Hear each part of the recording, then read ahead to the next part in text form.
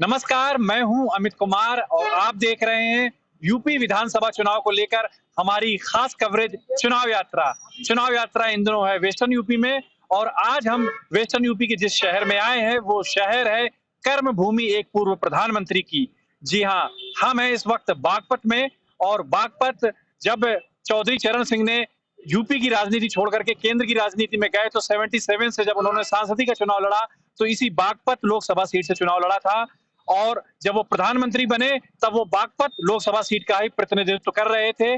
3 बार यहाँ से सांसद रहे चौधरी चरण सिंह। इसके बाद में 7 बार सांसद रहे अजीत सिंह। जब चौधरी चरण सिंह मुख्यमंत्री हुआ करते थे, विधानसभा का चुनाव लड़ते थे, तब भी वो बागपत की छपरौली विधानसभा सीट से चुनाव लड़ते थे। जाटों की संख्या यहाँ सबसे ज्यादा है, तो आइए बात करते हैं यहाँ के लोकल लोगों से और समझते हैं कि उनके मन में क्या चल रहा है विधानसभा चुनाव को लेकर। क्या नाम है सर आपका? देवेंद्र। देवेंद्र जी, कहाँ के रहने वाले हैं आप? बड़ौद के। बड़ौद के? हाँ जी। क्या माहौल है बड़ौद में? जी, वैसे तो फाइट है। एक मिनट, हाँ, मैं आपको बता दूं कि यहाँ पर 3 विधानसभा सीटें हैं इस जिले में, एक बड़ौद, एक छपरौली और एक ये लोकल की बागपत। तो भाई जो मिले हैं ये बड़ौद के से चुनाव बड़ौद की वोटर है, तो इनसे बड़ौद की बात करते हैं। जी हाँ, बताइए। हाँ जी, बड़ौद ठीक है जी, फाइट है। किसकी किसकी फाइट है?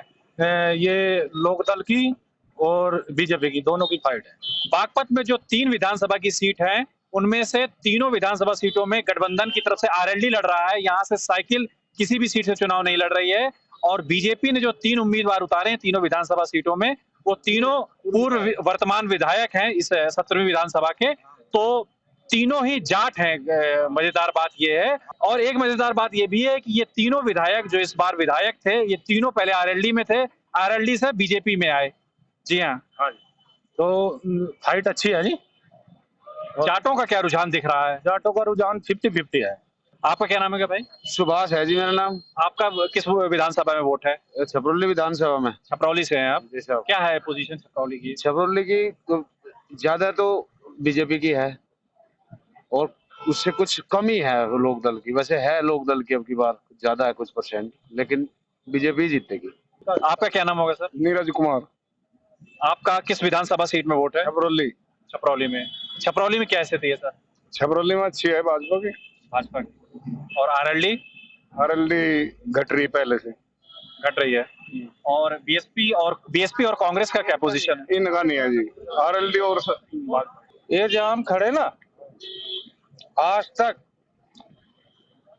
48 साल उम्र हो गई मेरी, मैंने कभी रोड बनता हुआ नहीं देखा कभी भी। अजीत सिंह उड्डयन मंत्री, अजीत सिंह विद्युत मंत्री, हर जगह नवाब साहब विद्युत मंत्री, अतीक अहमद के पिताजी, सब कुछ, लेकिन कोई विकास, वो है ना, मैं बोल रहा हूँ मैं तो विकास नहीं कर सकता।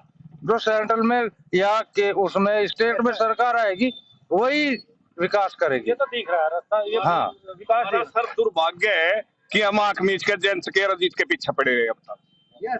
आपको इस बात का अफसोस है कितने सालों तक? हाँ, हमारा दुर्भाग्य है ये। हम विकास सरकार किसी की वोट किसी को देते, हमारा दुर्भाग्य रहा है। क्या नाम है सर आपका? ब्रह्म कुमार शर्मा।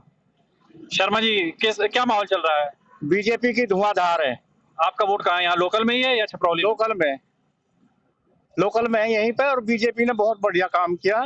जब से योगी आया तब से बहुत अच्छे काम हो रहे हैं। सुरक्षा भी। जयंत की तो ये खानदानी सीट रही है, पहले उनके बाबा फिर पापा। कर्मों से हुआ है, खानदानी कर्मों से। और योगी ने जो काम किया है वो जयंत ने या चौधरी अजीत सिंह ने नहीं कर पाए। क्या करते हैं सर आप? मैं रिटायर हो लिया, टीचर था। टीचर से? जी। तो जो ये यहाँ पर 3 विधानसभा की सीटें हैं बागपत जिले में, क्या लग रहा है तीनों में किसका रहेगा? तीनों पे बीजेपी आएगी, खूब अच्छी मतों से, बहुत अच्छे मतों से आएगी। 2017 के विधानसभा चुनाव जब हुए थे तो पूरे यूपी में सिर्फ एक सीट थी जहां से राष्ट्रीय लोकदल आरएलडी जीती थी, वो थी छपरौली। बाद में 2018 में छपरौली के विधायक भी बीजेपी में शामिल हो गए थे और उनको इस बार बीजेपी ने वहां से टिकट भी दे दिया है। तो ये जब गढ़ है तो यहाँ से आप कह रहे हो कि एक भी सीट नहीं जीतेगी, तो बाकी वेस्टर्न यूपी में क्या होगा? आदमी की मतलब माया और पेड़ की छाया उसके साथ साथ चलती है। जब चौधरी साहब थे तो उनका नाम था इस इलाके में एक तरफा, चौधरी साहब के बाद उनका जो कर्म है वो चौधरी अजीत सिंह ने खूब भुनाया, लेकिन अब तीसरी पीढ़ी तक कहाँ तक भुनाते रहेंगे? ये हम कब तक गड्ढों में चलते रहेंगे? आपके जो ये आरएलडी भाई जो काम किया है, हम तो काम बोल रहा है, जब यहाँ इस क्षेत्र में काम योगी ने किया है तो हम दूसरे के बारे में क्यों एक सेकंड, अंकल है, अंकल क्या नाम है आपका? शिषपाल सिंह है। अंकल आपका वोट कहाँ पर है? यहाँ लोकल में या छतरौली में? यही है। किसका चल रहा है यहाँ पर? मुझे तो जैसे ही लग रहे लोग ऐसे ही लग रहा। ऐसा तो नहीं कि सारे लोग एक तरफ बोल रहे हैं बीजेपी बीजेपी, तो आप भी, आप कुछ दबा धीरे से बोल रहे हैं, ऐसा तो नहीं आप आरएलडी वाले? नहीं है, नहीं आरएलडी की बात नहीं है, विचार दूसरे टाइप का है। जी जैसे आरएलडी है जी, जी ये समाजवादी है, ये मायावती है, ये लालू है, ये कांग्रेस है, ये सब पार्टी नहीं है, ये परिवार है। परिवार है। और गुंडागर्दी जब से योगी आया बिल्कुल खत्म है। किसी की कोई साधन कहीं खड़ा रहो, कोई किसी टाइम आओ जाओ, मतलब सारी तरह की गुंडागर्दी खत्म है योगी के आने के बाद। और गरीब आदमी को जो है ना महीने मतलब खूब अच्छा राशन मिल रहा, खूब अच्छी तरह से जीवन उपार्जन हो रहा है। जहाँ पर हम खड़े हुए हैं वहां पर अभी तक हमको एक भी आरएलडी का समर्थक नहीं मिला है। कोई है यहाँ पर आरएलडी वाले? ये भाई एक है जो है यहाँ, ये भाई। आपका वोट किस विधानसभा सीट में है? बागपत में है ये। बागपत? योगी ठाकुर बागपत विधानसभा में। बागपत विधान। क्या नाम है आपका? साजिद खान। सॉरी, साजिद खान। जी हाँ, खान जी बताइए। मतलब अपने अपने विचार है, कोई कहीं भी दे सकता है, लेकिन पश्चिमी उत्तर प्रदेश जो है ये सच्चाई है, बिल्कुल आरएलडी का गढ़ है, था और रहेगा। क्योंकि गढ़ था लेकिन अभी तो नहीं है, क्योंकि सिर्फ पूरे पश्चिमी यूपी में एक विधानसभा की सीट आई थी और वो भी विधायक चले गए थे, तो अभी उनकी विधानसभा में स्थिति 0 थी। बिल्कुल, वो दौर था, एक लहर थी मोदी जी की, उसमें जो है बड़े बड़े नेता दिग्गज हार गए, तो इसमें बागपत के भी जो थे वो सब हार गए। वो एक दौर था, लहर थी, लेकिन अब जनता फिर दोबारा से बदलाव चाहती है और आरएलडी फिर दोबारा वापसी कर रही है गठबंधन के साथ में जो है। हाँ, क्योंकि अखिलेश यादव ने भी काम करके दिखाया, लैपटॉप दिए, रोजगार के उसमें हॉस्पिटल वगैरह। आज अभी बागपत में योगेश धामा जी विधायक है और ये जो मुख्य बाजार से पुराने कस्बे को जोड़ने वाला रोड है, यहाँ से आप देखेंगे 1-1 फुट के गड्ढे हैं शहर में, 1-1 फुट के गड्ढे। हाईवे है, कोई बात नहीं, चलो ये तो एक पुराना प्रोजेक्ट था जो eastern peripheral highway Akhilesh ji द्वारा सब पीछे काटे गए हैं। क्या आपने जुबैद, क्या नाम बताया आपने? साजिद खान। साजिद भाई ये बताइए, मैं 6वां दिन है आज मेरा वेस्टर्न यूपी में, मैं जहां जाता हूं सुरक्षा एक बहुत बड़ा मुद्दा होता है। जो बीजेपी के वोटर या सपोर्टर मुझे मिले, उन्होंने कहा, उनकी पहली रीजन जो बताया उन्होंने, सुरक्षा।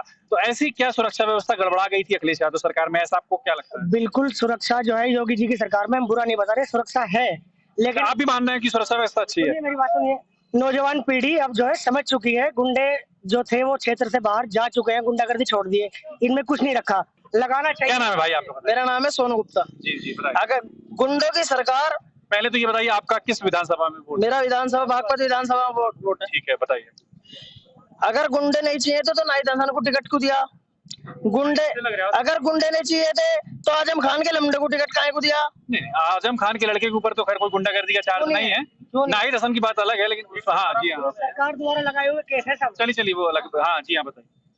तो गुंडे की सरकार नहीं चाहिए बागपत में, और यूपी में विकास की सरकार चाहिए, और वो हमारे योगी जी। अरे भाई, लेकिन ये तो अजीत सिंह का गढ़ रहा है, अभी 8 महीने पहले उनकी डेथ हुई है, लड़के को समझने का मौका मिलना चाहिए, काम करने का। लड़का अच्छा है, लड़के को बुरा नहीं बता रहे कोई, मगर वो गलत जगह चला गया, वो गलत जगह चला गया। आपके हिसाब से बीजेपी से गठबंधन होना चाहिए? बिल्कुल, और आगा 10 तारीख के बाद ये नु कहेंगे कि मशीन भी हैक होगी और सारी चीज हैक होगी, बस, और कुछ नहीं कहने के। और यहाँ पर कोई है आरएलडी के समर्थक, कोई है कोई? हाँ जी है। आइए सर, आइए।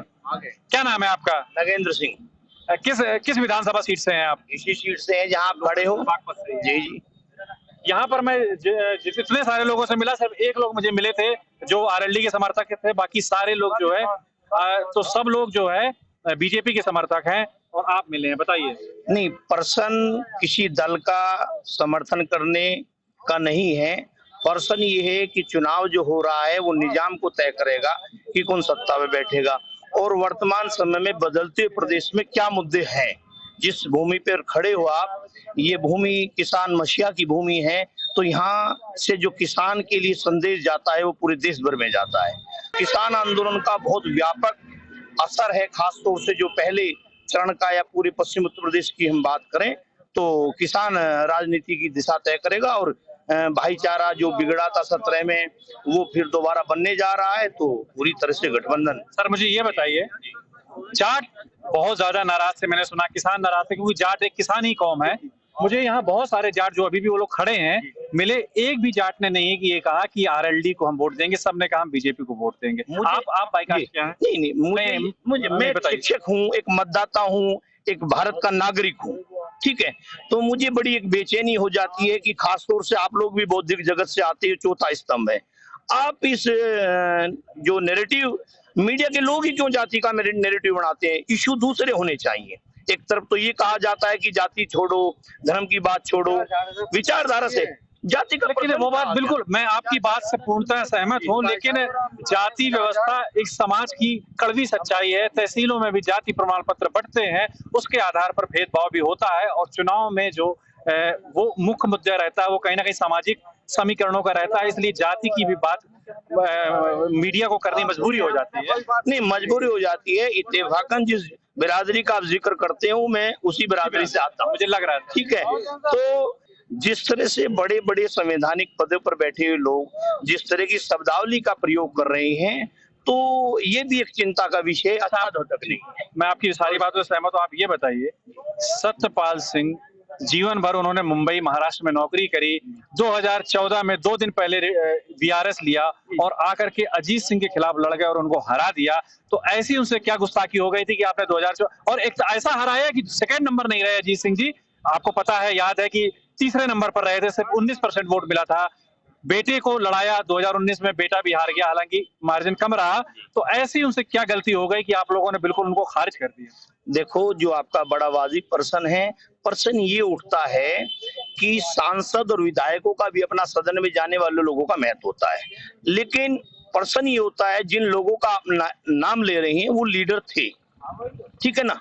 तो हारना जीतना दूसरी बात है, लीडरशिप फिर भी किसान की उन्हीं लोगों के पास रही, और जो विकल्प अब दे रहे हैं उसी विचारधारा से दोनों दल, खासतौर से समाजवादी पार्टी और राष्ट्रीय लोकदल, उसी विचारधारा से पोषित हैं। तो प्रश्न ये है कि हम लीडर दे रहे हैं, ठीक है, ये बिल्कुल ठीक है, सर गिने जाते हैं लोकतंत्र में, तो लीडरशिप डेवलप हो रही है, और वो आने वाले समय में लंबे समय तक वो लीडरशिप जो है उत्तर प्रदेश की और देश की राजनीति को नई दिशा देगी। अभी हम थे वंदना चौक, और अब चलते हैं थोड़ा सा मार्केट के अंदर और वहां लोगों से जानते हैं क्या है उनके मन में चल रहा है चुनाव को लेकर। मेन मार्केट से अब हम आ गए हैं, यहाँ तहसील में रजिस्ट्री ऑफिस है, यहाँ पर वकील लोग हैं, तो इनसे बात करते हैं क्या है माहौल चुनावी राजनीति का। क्या नाम है सर आपका? राजेंद्र कुमार। कैसा चल रहा है यहाँ पर चुनावी राजनीति? भाजपा का है, योगेश दामा का आएगा। ताऊ से बात करते हैं।